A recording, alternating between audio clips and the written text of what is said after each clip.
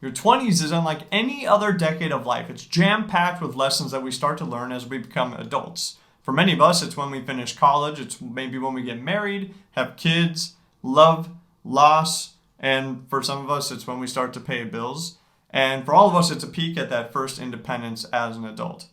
I recently graduated my 20s a few years ago, and I've spent some time thinking about that decade of life, the lessons that I learned along the way. When you're in the moment, it's hard to see how the dots connect in the journey of life. And I'm not a life coach, and I'm not a wise guru or anything like that, but I do pay attention. So here are some of my connected dots, 10 things that I learned in my 20s. The first lesson can be summed up really well from this quote from the book The Alchemist. In The Alchemist, a little boy asks an old man, "What's the world's greatest lie?" And the old man replies, "At a certain point in our lives, we lose control of what's happening to us and our lives become controlled by fate." The first lesson is that your identity will not flourish if you leave it in a box. When I was in sophomore in high school, I decided I was going to become a civil engineer. There was no other way about it. I loved having the answer to what are you going to do, and I started to progress down that path pretty successfully. I went to college. I got a degree, I got a job, I'm in my early 20s, I'm making money, I'm paying bills, I'm kind of liking it.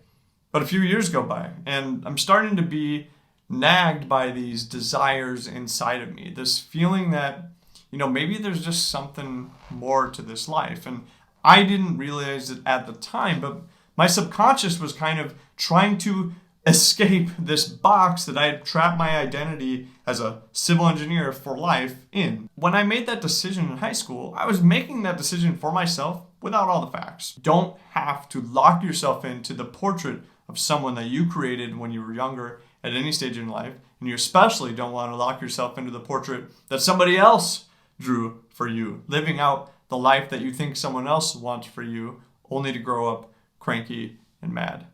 The second thing I learned in my 20s is to document my life, but not forget to live it.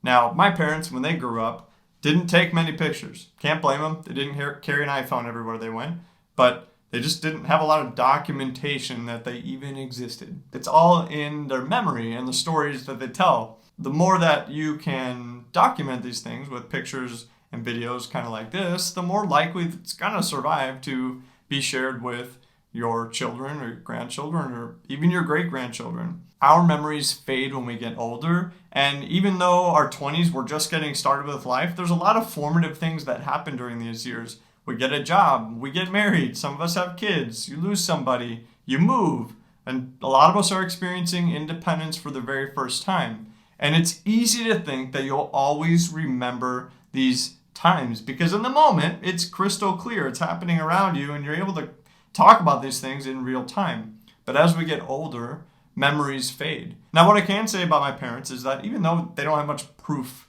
that they were alive, they didn't document much, I can say that they lived that life to the fullest. And they weren't distracted by capturing these moments, by posing for pictures, by, artificially constructing scenes to capture and share with people. They were living it to the fullest. There are a lot of moments in my 20s that I wish I could remember better, but that memory is only fading, and I never remember to capture what was happening. And I wish I could. I wish I could relive some of that stuff through the artifacts I had, because I didn't do enough of that. I did live an incredible decade. It was very memorable, and I love what I did, but I'm kind of missing a little bit of that documentation. So it's something that I'm making a point to do a lot more now in my 30s. Third lesson I learned in my 20s is that your health is determined by a lot of things, but nutrition may be the most important. And I'm speaking mostly for me. Growing up, I had a stellar metabolism.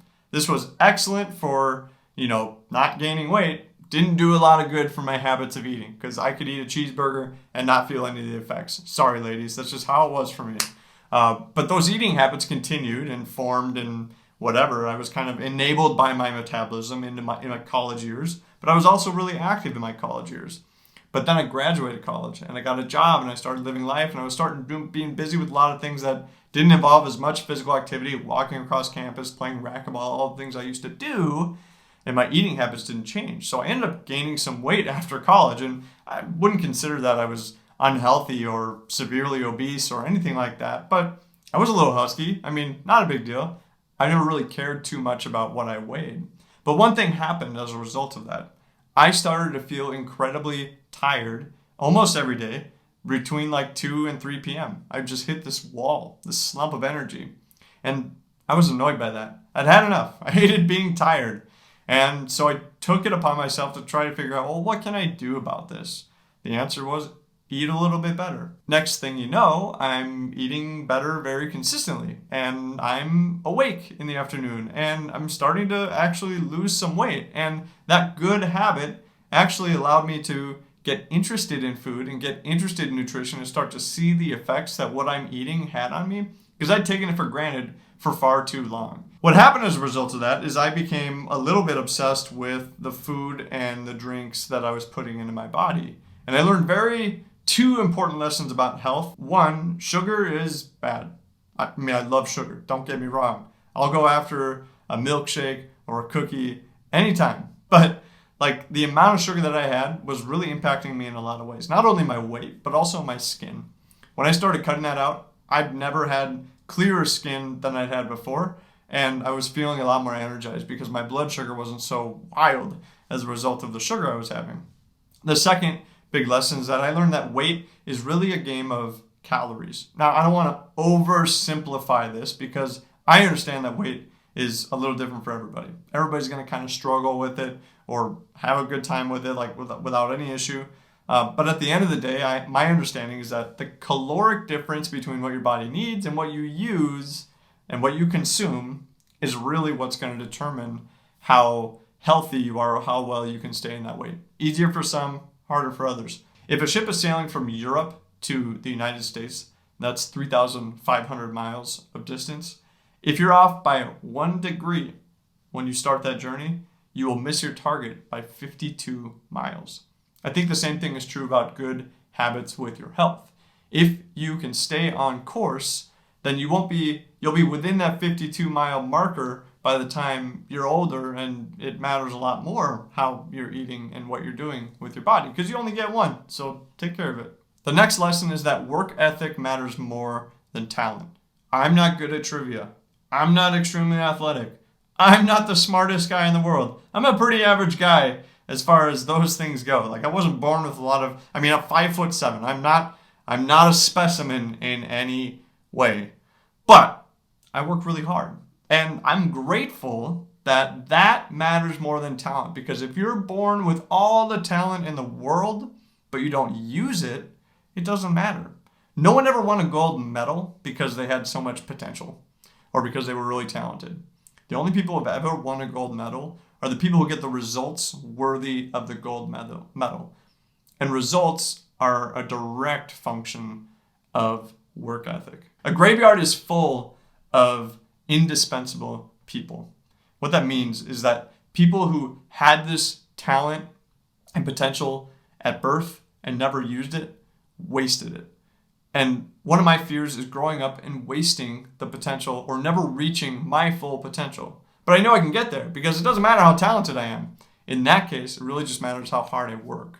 So work ethic, I believe, is going to set you apart far more than your natural talent will. But if you have talent, make sure you use it. Otherwise, you're just wasting that potential that you've been given. The next lesson is that the world is not a meritocracy.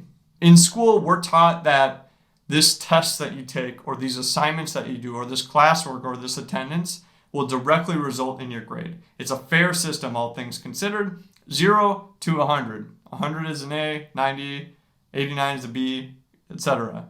And for 12 years, we spent time in that system, and some of us for an even longer time. The way you compare to your peers depends on how you stack up and how well you can pass these tests over time. But the real world is nothing like that. Here's how it does work though. 80% of the things or more that happen around you are not in your control. If you've ever interviewed for a job, you must understand this. The results of that interview have little to do with how qualified or unqualified you are. What it comes down to are all these things that you don't know about. Maybe the interviewer had a bad day. Maybe they already knew who they were going to be selecting for the job. Maybe they didn't like what school you went to. Life is not a standardized test with a grade. It's more like art in a gallery. It's looked at by many, judged by everybody, compared to everything around it, and only valued by a few. The next lesson I learned is don't eat out to save money. When I graduated college and my student loans finally came in and I did everything else and paid all the other bills I had for two of us, I was left over with a whopping $20 every single month that I could spend on whatever I want. Yeah, I would have liked more. That would have been nice. But I learned kind of how to be good with money because you don't take advantage of that in any way. So I learned a few lessons about money, and one of them is that debt is bad. It's like having your hair on fire. I wanted to pay off that student loan debt because that was one of my biggest overhead items besides rent. I wanted to pay that off as soon as possible. And the returns on that investment have been, 100-fold compared to what I would have done with anything else. I also learned that $20 had to be spent in a meaningful way if I was going to spend it that month. I learned to spend money more on things that truly bring happiness rather than the things that bring that instant gratification. It's always fun to, buy that new little gadget. But honestly, those things go bad and they're fun for a little bit and then it's just a thing. You're left with no money and the thing. That's how it works. You spend money, you get the thing, you're out of money, no more money. The way you spend money matters. Wealth and richness is more of a mindset, and it's a lot more locked into how you spend rather than how much you make. I wasn't making all that much money, but I was able to pay off this debt because I was spending my money really well, very calculated, or not spending it in a lot of cases. And the last part is related to the title of this lesson, which is don't eat out to save money. Now, this isn't to say don't eat out, but don't do it to save money. So if you're going to go out to a nice restaurant, don't order a bunch of side salads and try to be cheap. Don't only drink water, that kind of thing. Over time, learn when it makes sense to spend and when it makes sense to pull back. Yogi Berra said, if you don't know where you're going, you'll end up someplace else. And that's my next lesson, which is to have a plan for your day, a strategy for your year, and a dream for your future. When I was a sophomore in high school and I decided I was going to be a civil engineer, one great thing about that is I never had to think of an answer to what do you want to be in 5 years. What I didn't realize is this was a little bit of a trap. By avoiding having to really answer that question, to really challenge my own beliefs about what I wanted to be, I wandered through my 20s without any sort of plan. Even though I don't believe in having your life totally figured out when you're in your 20s especially, I do think it's very important to constantly think about who you want to be and to study yourself as you grow up. You may think you know what you want. You may think that you've got it all figured out. You may think you want to be an engineer. And then certain things happen in your life and you start to think about, well, what if? Well, what if? Oh man, maybe I could do this or that. And those shouldn't be fleeting thoughts that you don't pay attention to. They should be things that you lean into and explore and really itch. Something else that I learned in my 20s, really late in my 20s, but I haven't stopped doing it since, is every year to sit down and answer those questions about how do you want to grow as a person this coming year, to really look into the next 12 months. This is having a strategy for your year, to grow in every category of your life. Not to have everything figured out or answer everything, but to say, if I'm the same person at the end of the year as I am now, then I haven't done any growing. Now, the last part of it is to have a plan for your day. We are creatures of purpose. We are driven by purpose. Whether that's at work or at home, we need something to do, something to strive for, a set of goals, some sort of activity. Having a day that's structured ensures that you don't waste it. You cannot get your time back. It's the one resource. You can always make more money. Not to say that every day has to be this productive, Superman type day, but to have some idea of how you want to spend your time, to wake up and have a plan is a good thing. The next lesson is to always think of questions. I've always tried to keep this reputation for myself as someone who asks questions. Whether I'm in school, raising my hand, whether I'm talking to somebody for the first time or someone I've known for a long time, or whether I'm watching a video online or reading somebody's post. It's to think of questions. Even if you're like, I don't know what to ask, just the act of trying to think of a question brings out a different part of your brain. And that part of your brain is critical thinking about topics, thinking about others, not always being so internal about everything, but like exploring what's happening in front of you in real time. Critical thought is an absolute game changer for life. Critical thinking and asking questions makes you more selfless and interesting because people love to talk about themselves. So if you ask them questions and they talk about themselves, it looks good. When you raise your hand in class and ask a dumb question, you actually look smarter because you're probably not the only person with that question. And if you can be the kind of person that's always thinking of questions to ask, it's going to accelerate your life in ways that you didn't expect. The next lesson in your 20s is to take thousands of calculated risks. When we go through school, we always have homework, we always have classwork, we're trying to get this job, we're trying to graduate, we have all these social pressures around us, and then bam, one day you're out of the nest. And it's natural for most of us to ease into this lifestyle. Whoa, I'm out on my own. I don't have to answer to anybody. I'm my own person. It's a healthy part of like growing up. But at some point, it may become too comfortable. You become trapped by your own leisure. And this is where taking risks comes in. As your family grows and your professional obligations start to pile up, it becomes harder to learn new things, try different hobbies, and take financial risks. And in your 20s, it's the perfect time to do this for most people. What are the odds that the very first job you do, that the very first restaurant you try in a new city, that the very first parking spot that you come across in a parking lot is the best one for you?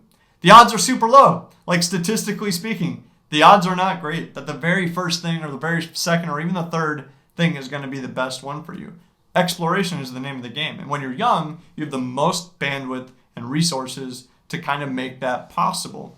So whether it's your job, whether it's hobbies, whether it's skills, whether it's where you live, this is the time to explore those things before life kind of becomes really hard to navigate and make those pivots, because if you have more people depending on you, or you're more involved in activities in your local community, or you build an enormous family near you, it's a little harder to kind of take that on. The fact that I thought I was supposed to be a civil engineer when I was a sophomore in high school is a testament to this.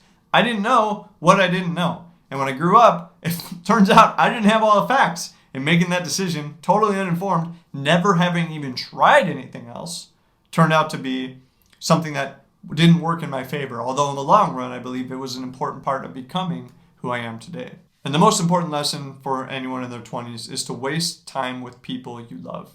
There will be a day that you celebrate a birthday without your parents. There may be a day where this person you love right now isn't here anymore. It's easy to take proximity for granted. The proximity of a phone call, the proximity of being around the dinner table every night when you're growing up. And over time, when we lose that proximity, we feel like we have to make excuses to get together. But you don't. You can just get together without an agenda. When you're with someone you love, there's no such thing as wasted time, because being together is the heart of life.